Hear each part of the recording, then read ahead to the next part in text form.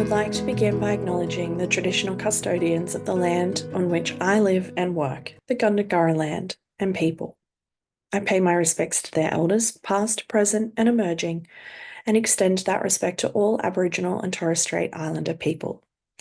I also want to acknowledge the traditional custodians of the lands on which you, our listeners, are joining us from today.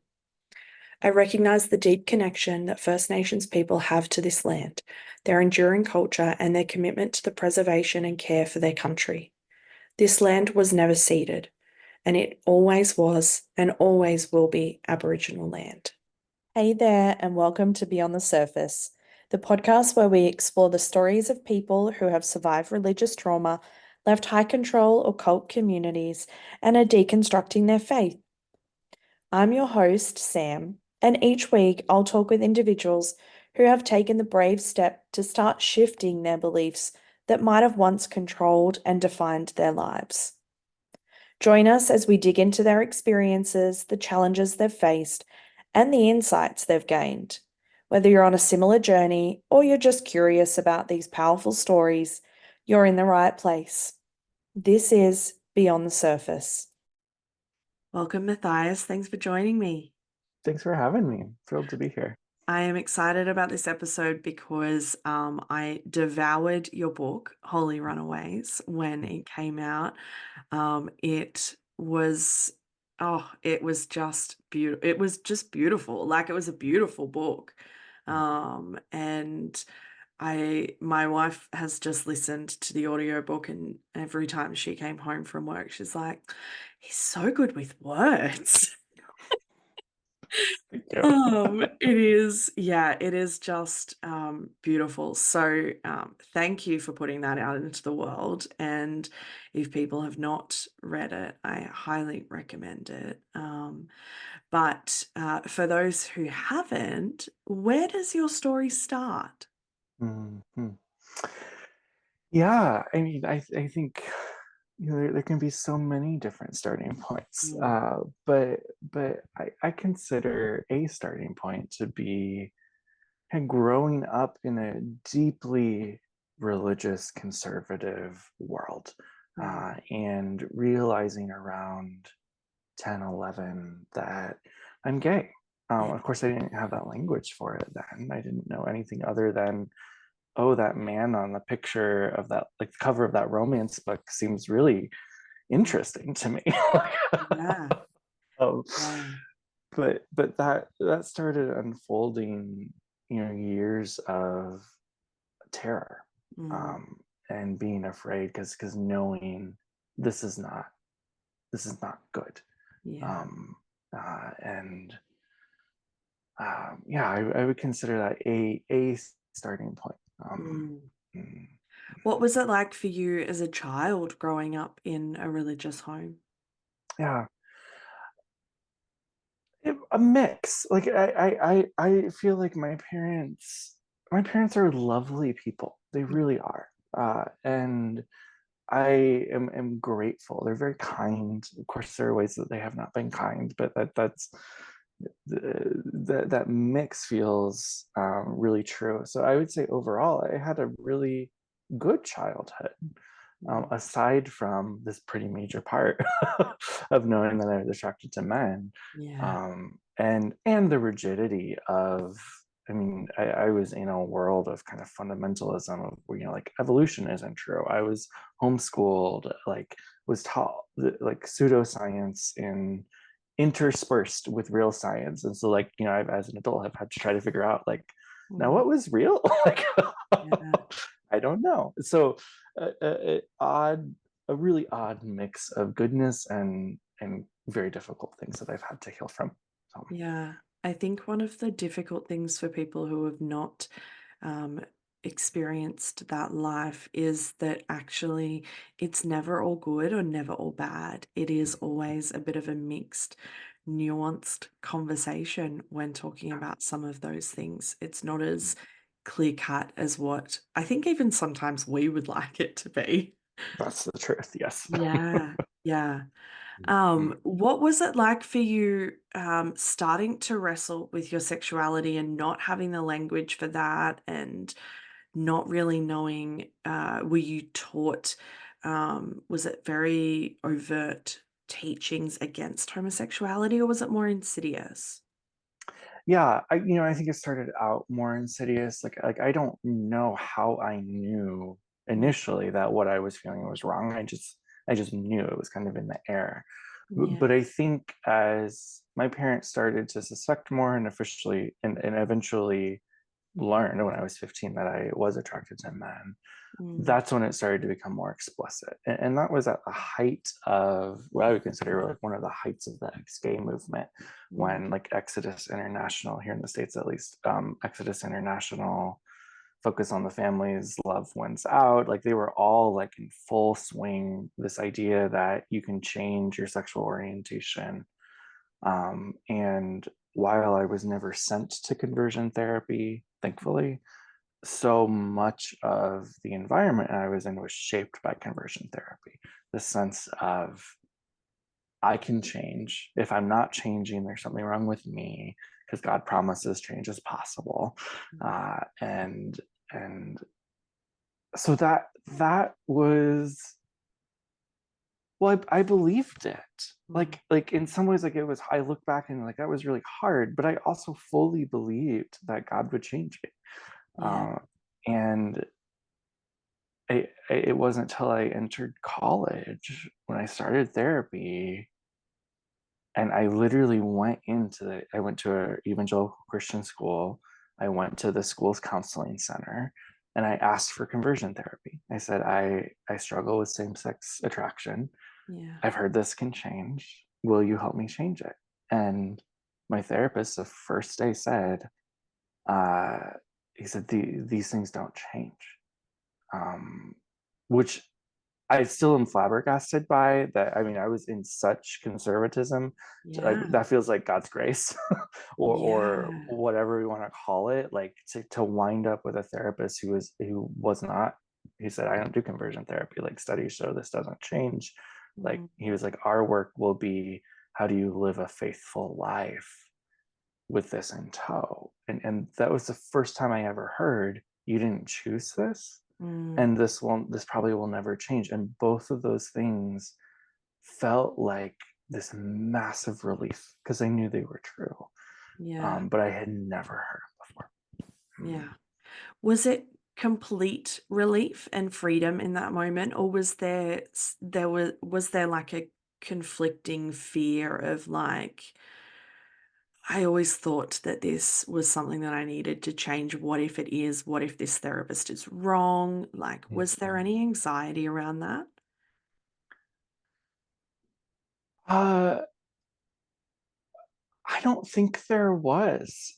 If I think it was mostly relief because I had spent so many years already trying to change and realizing like this isn't changing. Like, Yeah, like in fact is, quote unquote getting worse. Like I'm very gay. yeah, And I think hearing that was like oh, that feels true. Like something about this feels very true and true to my experience. And mm, when I think anxiety came with the like, well, what are my parents going to think? Like, what's my community going to think if I mm, suddenly shift from saying I struggle with same sex orientation to being like, I'm gay, which took a couple years for me to do? Like that was anxiety inducing. yeah, Um, but it was mostly relief in those moments, I think. yeah. Was this moment was this therapist an affirming therapist, or was this a moment of you can be gay but you can't act on being gay? Was it that sort of world? We're sort of sitting in the in-between world. Yes, the latter. Yeah. He was not affirming, but uh, he did open the door to. Yeah. I mean, it was such a different message from what I had been hearing that Mm, again it felt like freedom. And so yeah, while I have moved away from that, like you can't act on it. I've mm, moved far away from that in those moments. Just even that idea of I can call myself gay, I can like come out, like all these things are things that are true. Like it felt like uh yeah, freedom. yeah. It was freedom with a chain, but that chain didn't really get difficult until a couple of years later. So Yeah. yeah, And I'm wondering whether it was even a change that you were conscious of at that moment. Yeah. that's true. Yeah, no, I don't think I was Yeah. conscious of it. Yeah. Yeah. Now I would love for you to explain the runaway part of Holy Runaways for people, and why you sort of used that terminology. Yeah. When I was working on this book, I really wanted to try to describe some of my experience, but what I felt like I was gleaning from hearing other people talking about what a lot of people call deconstruction right now. Yeah. This movement of questioning beliefs, maybe moving away from belief systems. Uh, Deconstruction, I don't have any problem with the word, but it didn't feel fully true to my experience. I felt like I was running away from something Mm, and that I was looking for something familiar but different. I kind of describe it in the book as looking for home. mm, Like, I've had a taste of home. I want it again, but where I was not, it's no longer home. yeah. I need to find it elsewhere. And so we're running away towards, we're looking for something new, something healing, something that allows us to step into more fullness. Yeah. And I think that that is why um, your book is resonating with so many people, because it's not just a memoir, right? It's not just your story. It's little snippets and little parts of everybody else's story who has ever been a queer person in a conservative or a high control space.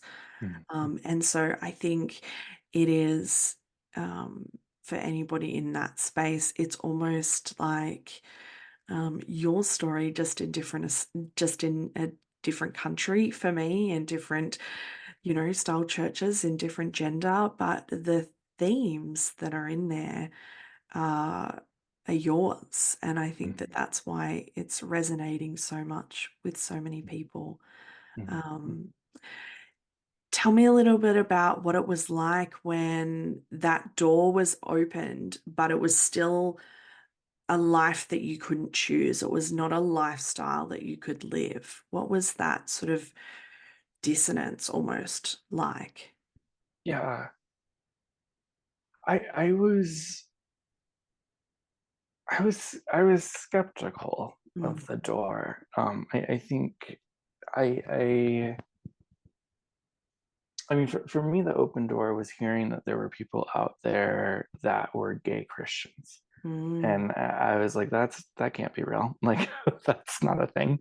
yeah, And gay Christians, not just gay Christians in the sense of like, I am gay, but I can't act on it, but like gay people who were like having sex, getting married, like, it's like that's an oxymoron. It's not a real thing. yeah, But I also had this sense of like committing to celibacy, which I was being told I needed to do. I needed to commit to celibacy. As I was looking through scriptures at that time, I was like, everywhere this is talked about, it seems like it's a really serious choice. Like, mm, and I was like, I'm 20. Like, like I before I commit, like make this life commitment, because that's what I thought it would be, I need to figure out what these other people are saying. And so it was skepticism, it was fear, but it was also curiosity. And like, if these people have figured it out, mm, like I should at least hear them out before I say like this is what I'm going to do for the rest of my life. Um, mm, and that really, like, once I started getting into that and realizing like, wait a second, it seems like a lot of what I've been taught about this is wrong. mm. Um, that's when things uh, I was gonna say went downhill. It was uphill for me. It was An great for me. uphill. But like, Yeah, when things expanded. yes. Um, I mean, and I think it's important to sort of point out that this is the point where I feel like every queer person sort of shifts out of like, what have I been taught, to what is actually written, like what is actually happening. And sort of starting to do that very conscious, like pulling apart of passages and scriptures and things like that. And that was a really significant part for you, right? It was incredibly significant. I mean, at that time, I was still in such a what I would kind of call evangelical mindset of like I can't move without having a scripture, like a Bible verse, to kind of back up what I'm doing. Yeah. And so I was so deep within that I felt like I needed to have an airtight kind of argument, Mm, and I found one.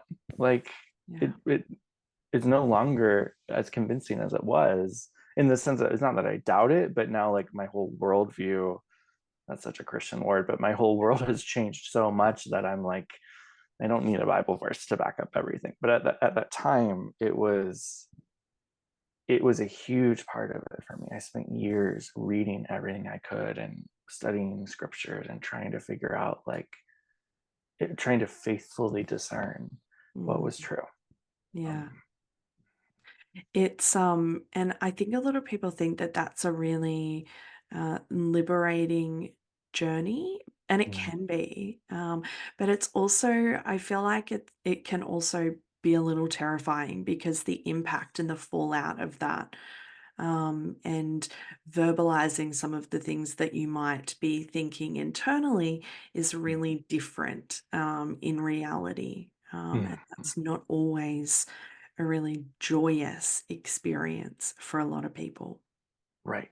Yeah, I think that's very true of my experience. It was there was something liberating happening, Mm. but it was mostly terrifying, like, Mm. because I had so many people around me saying like, "Oh, you're just trying to like you're trying to justify your sin, or Mm. you're starting to read the Bible with bias." Like, and all of that I took so seriously. Mm. I was like, "Oh, maybe they're right. Maybe I am becoming biased. Maybe I am just reading into and trying to twist scripture to my own desires." And I think that's why it took me so long, was having to filter through all of these questions of like, yeah, I want to be able to be in a relationship. Is that messing up the entire way that I'm viewing scripture? And that scared me. Yeah. And it took me a while to be able to kind of work through those messages. Yeah. Mm. Was um was losing your faith ever an option? Was it ever did you ever feel like there was a moment where like it was one or the other? Mm. Uh, Not then, no. Mm. Mm-mm. I think that is a place, if I'm fully candid, like that I'm Yeah. closer to now. But at that point, and kind of through the journey of the even the book and Holy Runaways, like that really was never an option. It really it feels like it has only kind of a door has really only been opened recently in my life. Yeah. Um, Yeah.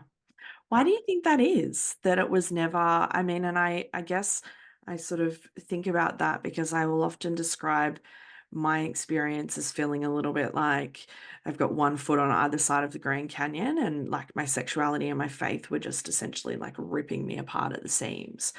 Um, and so why do you think for you it was never, you never felt like you needed to choose one or the other? Mhm.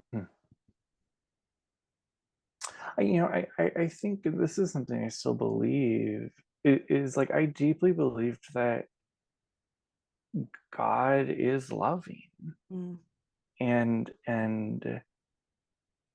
I think for some reason for me, and I realize like for a lot of people it doesn't work this way, but for me, like that sense of God is loving mm, felt like I never have to choose this. Like I or even question this. Like I know God loves me. I just have to figure out now like what that actually means.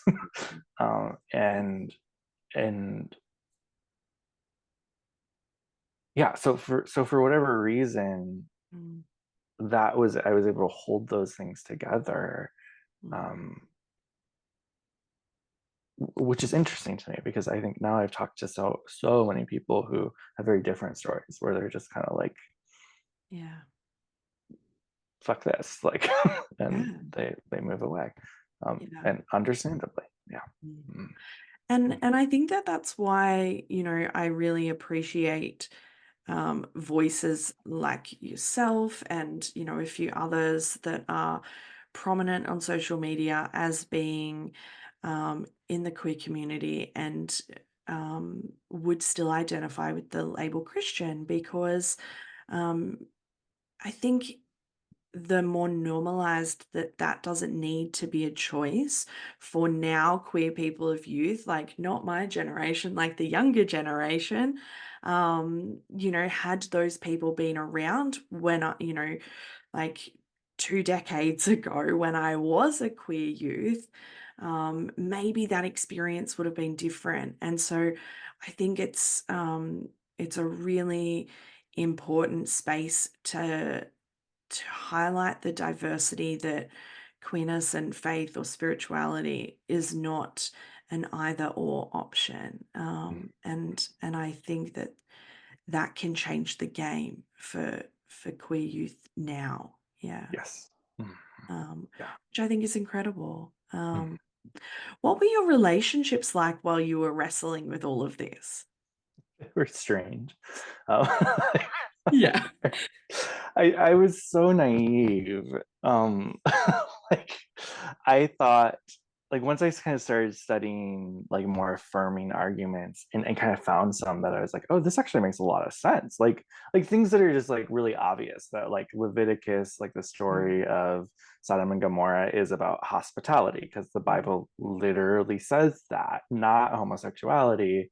Like I was like, oh my gosh, like no one in my community knows this. Like I'll just tell them and then we'll all go on our happy way. And that's not what happened. Like I remember emailing my parents and being like, guess what I learned? And getting this really long email back from my dad that was like, you're I actually don't really remember what it yeah. said, but it was not positive. He was not thrilled. And I think I slowly started realizing like, oh, if I'm going to follow this, it means strained relationships and eventually like very very strained relationships. Yeah. Did you ever lose any relationships or did they just change? I lost a lot. Yeah. Thankfully not. Well, this is where things are complex. I say thankfully not my parents, which I am grateful for, but things are still very very complicated with my parents. Mm, But yeah, there were many. Once I kind of fully came out, mm, I lost the majority of my community. yeah. Like I can look back. It was 10 years ago now, Mm, and there's a marked difference in who my friends were before and who my friends are now. yeah. There's barely any overlap. Yeah. I think, working with those who are deconstructing or who have religious trauma, grief is just such a significant part of the experience because not just grief around, shifting beliefs and shifting views of God or the divine, but lost relationships and fractured families and things like that. Just make what is already a really difficult time amplified. Yeah. What I'm curious what your relationship with God was like through the wrestling and through the Mm, pulling mm. apart. Yeah, I felt really connected to God. Mm, Like I felt like I was learning more and more about this God who, like, again, I was fully convinced of God's love, fully mm, believed in God's love, but I felt mm. like it was like I was getting closer to God, which also was kind of confusing to me because, again, so many people were telling me that it was the opposite, that I was Yeah, straying. But my experience was like, no, like I'm more connected than I ever have been. I'm not scared anymore. yeah. Um, What was it like to finally come out? Terrifying. Like it was I kind of I took a slow route and then kind of an all at once. So I like slowly told really important people in my life. And then once I felt like all the really important people in my life knew, then I like came out via a blog post. And I I remember I write about this in the book a little bit. Like I remember like hitting post, like shutting my computer tight, like brushing my teeth in the dark, just like shaking because I was so scared of what are people going to say. And Mm. I expected most people to like ostracize me immediately. Yeah. I expected hateful comments. I expected disappointment. Mm. Um, but I remember my phone just starting to kind of light up and just comment after comment after comment of support. Mm. Um, and it was heartbreaking in a really beautiful way. Yeah. Um, Yeah. What was it like reading all of those comments? I was shocked Yeah. because I didn't expect it. I expected people to be like, okay, we're out. And a lot of people were out. But it was also so cool to see like, oh, there are also so many people around me who are supportive. Mm. Um, and who Yeah. also or who may disagree but are still offering support and kindness. Mm. Um, and it was really beautiful. Mm. Were there ever moments of that very like visceral hatred towards you? Did you ever experience that? For sure. Oh yeah. Yeah. Yeah. I mean, multiple people Mhm. sending me private messages or kind of like just like coming out of thin air in some ways, like just having a conversation and then suddenly someone being like sharing an opinion about something that was like, oh, like this is why you invited me out. Like just Mm. like yeah, it doesn't happen much anymore, but yeah, back when I was first coming out, there's a good amount of it. Yeah.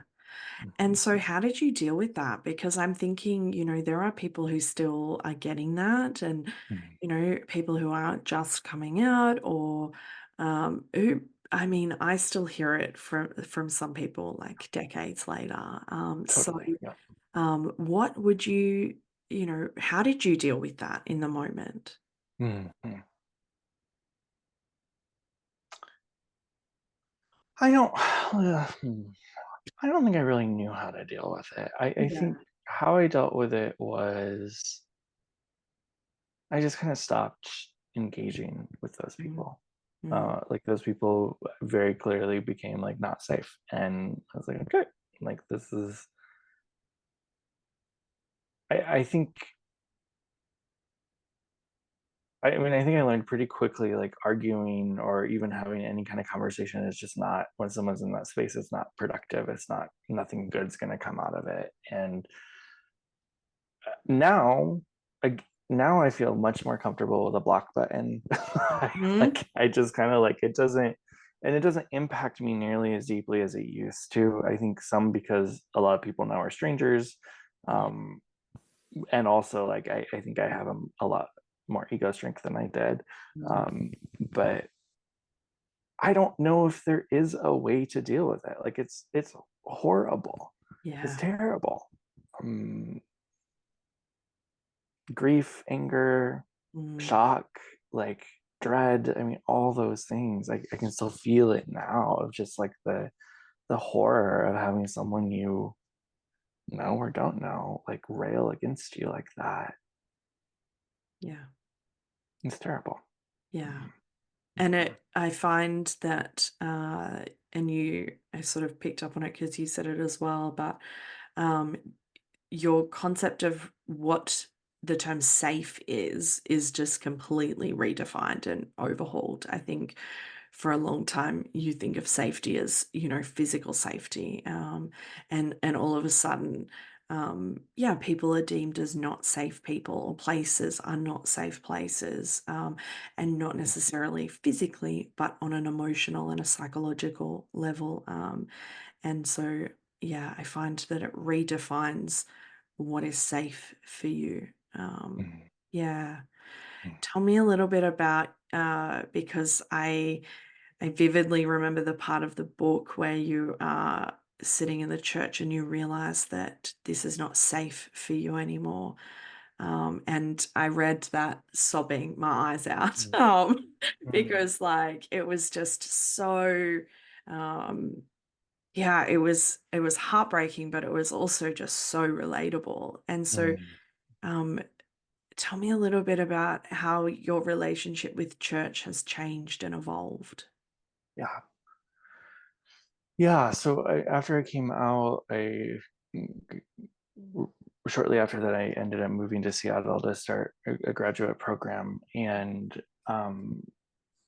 I was really excited to move to a city that was, because I was in the south of the US at that point, which was Yeah. like not like well, the stereotypes are true. Yeah. And so I was excited to be in Seattle, which is far more progressive, far more liberal. And I was like, there are churches there. I know. And I had a church in Arkansas that was lovely. I could talk for hours about how amazing that church in Arkansas was. But I was like, to be in a city where like I have options, there isn't just one. Yeah. uh, and so there was a church at that time that was it was like an evangelical mega church that uh, became affirming. And I was like, oh my gosh, this is amazing. Like this is the tradition that I kind of grew up within, not Mm, mega church, but evangelicalism. Like I'm going to go to this church, everything will be great. So I go, and while I know cognitively that they allow queer people in positions of leadership, like they've done everything to make it a safe space, as I was sitting there, worship started, I just kept getting more and more and more anxious. yeah. And like looking around, like everyone around me, I felt like I was viewing them with such skepticism, just like waiting for one of them to like, Mm, I don't know what I was expecting, but like do something terrible. And like it I endured it for mm, like I stayed the whole time, but I never went back. Like I was like, I need to get out of here. Like this is not like I couldn't understand it. I was like, I know this is supposed to be safe, but it didn't feel safe. Like what's going on? And I kind of realized later as I was in therapy and learning more about trauma that it was I was having a trauma response. Like yeah. church was no longer safe. Mm, And I still like I think I can walk into a church. Like I think there are many lovely churches that I am so grateful for. But it's not an active part of my faith life right now going to church because those reactions are still deeply embedded. yeah. Um, after years and years of even going to very safe churches, I've kind of finally been like, oh, I don't know I can do this. Um, Yeah. Yeah. It's a really, the only word I can think of is like it feels like disjointed. That mm, like, I find that, yeah, I often can go into churches that don't feel or look similar to my former home church, and things like that, because there's a point of difference, mm, and it's not as physically and sensory reminding. But yeah, and I think it's important, the part that you said where you were like you didn't really have the language to describe it at the yeah, time, because I think that's probably something a lot of people can relate to, in that they're feeling all of this, they've no freaking idea what any of it is, and they don't know what to do with it, yeah, because it's very often there is the disconnect from your body, and so yeah, I think it's important for people to hear that at the time you had no idea what that was. none. Mhm. Yeah, Yeah, yeah, it just felt terrible.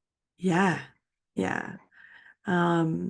And so uh, how was it that you navigated the fact that like it felt terrible, but it's church, right? Mm. So it's like, do I, because I'm just thinking like, for a really long time, there was that notion that like, to be a good, faithful Christian, you had to go to church. You had to be Yeah, in community with yeah, people. Right? So how did you reconcile what you were feeling with, but I'm supposed to go to church? yeah, yes, yeah, yeah. That was strong. Yeah. Like, yeah, I mean, I was told, this isn't literal, but I feel like I was told from the time I was a baby, like, do not forsake the assembly. Like that Mm, is like one of the key things. You're supposed to go to church at least every Sunday, but yeah. preferably like 3 or 4 times a week. Like Mm, that was for whatever events. Like, and uh, I had around right around that point, I had gone to um it was like a 2-day event. Do you know who Rob Bell is? yeah. Yeah, yeah. Yeah. I used to watch the Numa videos back in the Yes, yes. day. Yeah. Yeah, so for folks who don't know, Rob Bell was like the celebrity pastor like in evangelicalism probably back in the early 2000s. And then he wrote this book called Love Wins, which kind of questioned the existence of Yeah. hell, and like everyone was like, you heretic. And Yeah. We now like, hate Rob Bell. yes, Yeah. right. And so for me, like I was navigating some of the stuff like around, I don't know, it was probably 2015, 2016. Rob did this like 2-day event in Laguna Beach, California, where he brought in all of these people. And his wife, Kristen, spent an hour kind of talking about what it was like for her to have the world kind of turn on her husband, like witnessing that as like a pastor's wife and what it did to her faith. And I remember her talking about like sometimes you have to put the Bible down, like Mm, sometimes you have to take a break, and talking about like how taking a break from her faith was an incredibly healing and really important thing for her. And I heard that, I think it was roughly around that same time of trying that church. And her words, like it felt like it gave me permission to be like, I can put this down and it doesn't mean that I'm putting it down for forever. mm, Like I can take a break from this and trust that like God's gonna be okay with that. And mm. trust that like I'll be okay too. Um, Yeah. and that was really, hearing that from her, that permission was like really helpful. Mm, yeah. What was it like for you to start sort of rebuilding a new sense and a new sort of expansive, evolved sense of faith and spirituality? Yeah. For me, it was fun. Like I nerd out on theology. Like, Yeah. that was what I came to Seattle, was to work on a master's degree in theology and culture. And Mm, so I was at the same time I'm going through all this church stuff, I'm also being exposed to all this theological thought. So mm, there's like some paradox there where I'm like, I'm done with this, but over here I'm studying it. And but it was like things I had never heard before, and ideas about God I had never heard before, and like questioning all of these things that I would consider to be very harmful beliefs, such as like penal substitutionary atonement, this idea that Jesus mm, died or was murdered for our sins, like these, some of these things that are, I would say, are so toxic within a lot of evangelical spaces, but a lot of faith spaces. mm, Um, it was really fun to see that there was a whole nother world of theology, of thought, mm, of Christianity out there that I had no conceptualization of. mm. How and I guess I'm asking this question because I remember it was one of my own fears, which was how did you not let yourself get fundamental about queer theology the way that you were about evangelical sort of, conservative theology? Uh-huh. Yeah. Well, I think some of that was because of how early I ran across the work of Rene Girard, who's I talk about him a ton in Early Runaways. But Mm. his kind of philosophy is one of like a really core part of it is we, as humans, we often have a tendency to define ourselves against other people in Yeah. myriad of ways, and his some of his arguments of like love and God, etc., is actually a movement against that. Mm. It's so paradox there, but like, how do we create meaning without defining ourselves against people and against um, some things was I think gave me some protection in some ways from that fundamentalism.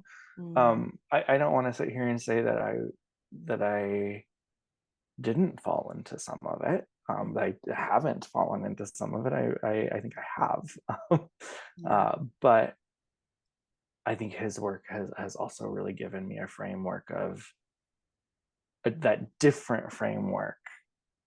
So I'll back up a little bit. I think because I was in a fundamentalist framework, I Mm. didn't know anything else, right? I Yeah. didn't know there was other ways of being, and being exposed to Girard and some of these other folks gave me a framework for like, here's actually how something can work that is outside of that.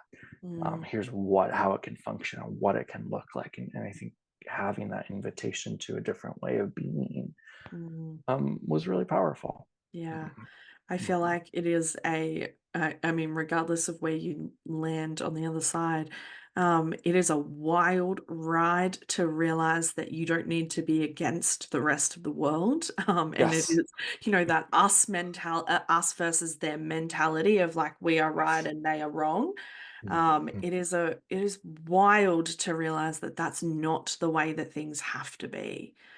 Right. Mm. Yeah, Yeah. and I think regardless of whether you land with faith, without faith, in a different faith, it's that in its essence is a really powerful thing to realize, Mm. and changes the game. I think it Yes. changes the game. Yeah. Right. Mm. Um, how did your relationship with God change? Mm. This feels like another paradox for me. In some ways, very significantly. Yeah. In other ways, not at all. So I think some of that, like believing that God is love, like that is still with me. Mm, Um, I This is where the significant part is. I don't know that I believe in God anymore. And mm, and I mean I play with that in Holy Runaways of this like I do but I don't.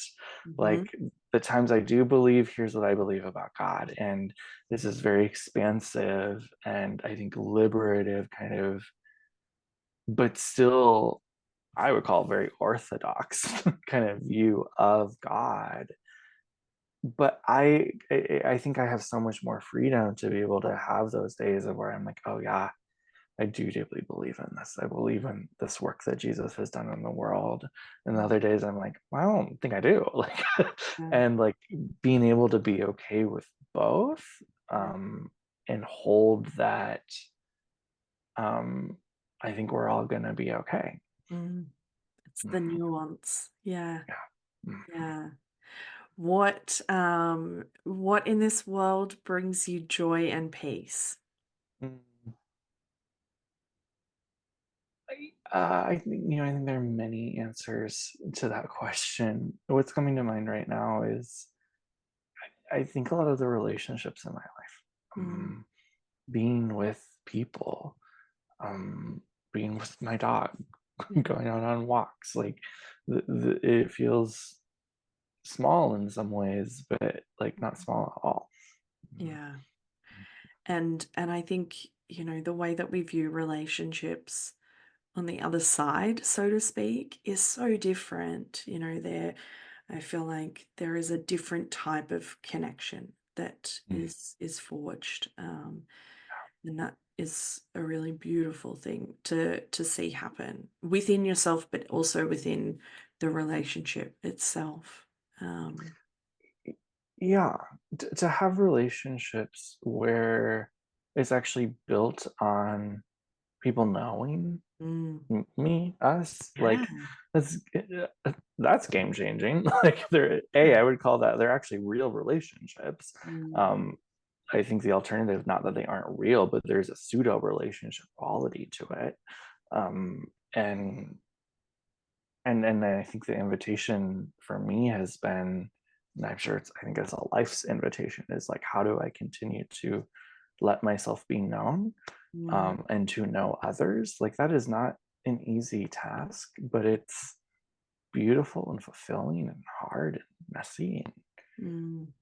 very different from the kind of, I'm going to present this tiny little box version of me to the world that if I stray outside of, I won't be loved.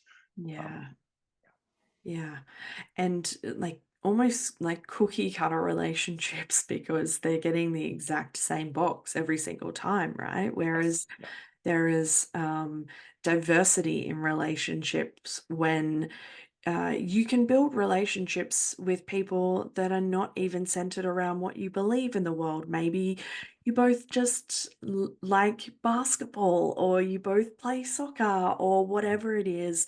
And there doesn't need to be this, we believe the exact same thing about the world. Mm. It opens up a really diverse range of relationships that you get the opportunity to build. And that's really lovely. Yeah. Um, I have been finishing all of these episodes with asking you, what would you say to somebody who is fresh in their deconstruction? Mm, mm, mm, mm. Yeah. Let yourself have time. Like, there's no rush. I think it's so disorienting. Mm, Like, um, and I know it's, at least for me, it's really, when I was doing it, really hard to treat. It was hard for me to treat myself with kindness. yeah. But I often hope and try to help guide people into, like, where can you find kindness in this process, kindness from yourself for yourself, but also kindness from other people, because that can help it be a much softer landing. Mm, um, yeah. yeah. Take your time and find kindness. Mm, I love that. And I am relating on a therapist level that I will often say to my clients, slow is fast. That like fast doesn't always lead to it actually being fast. Slow is Yes. fast, particularly, trauma healing. Mm, But yeah, I would agree. I found that self-kindness and self-compassion has been a vital aspect of deconstructing and healing any sort of spiritual or religious trauma. So mm. thank you for joining me, Oh, yeah, yeah, thanks for having me. and thank you for your beautiful book. Now, I know that you have another book, but I have not read it. But do you want to just have a quick plug of that as well as Whole Sure. Ways? Yeah. So my first book, Beyond Shame: Creating a Healthy Sex Life on Your Own Terms, is for folks who grew up kind of within evangelical purity culture, Mm, or like worlds where there's been like a really restrictive view of what sex can be, or what sex mm, is healthy or not sinful, whatever language you want to put on that. It's a little bit, it's less, there's like no memoir in it mm, except for maybe the first chapter, and far more this kind of like, how do we work with sexual shame that's been given to us, and then find a healthier, more life-giving sexuality, that's not based on prohibitions or prescriptions, but more like that is in alignment with our own values. How do we find those values? How do mm, we live into them? Yeah. mm. I love that. Thank you. Thanks for tuning in to this episode of Beyond the Surface. I hope you found today's conversation as insightful and inspiring as I did. If you enjoyed the episode, be sure to subscribe, leave a review, and share it with others who might benefit from these stories. Stay connected with us on social media for updates and more content. I love connecting with all of you. Remember, no matter where you are in your journey, you're not alone. Until next time, Keep exploring, keep questioning, and keep moving forward. Take care.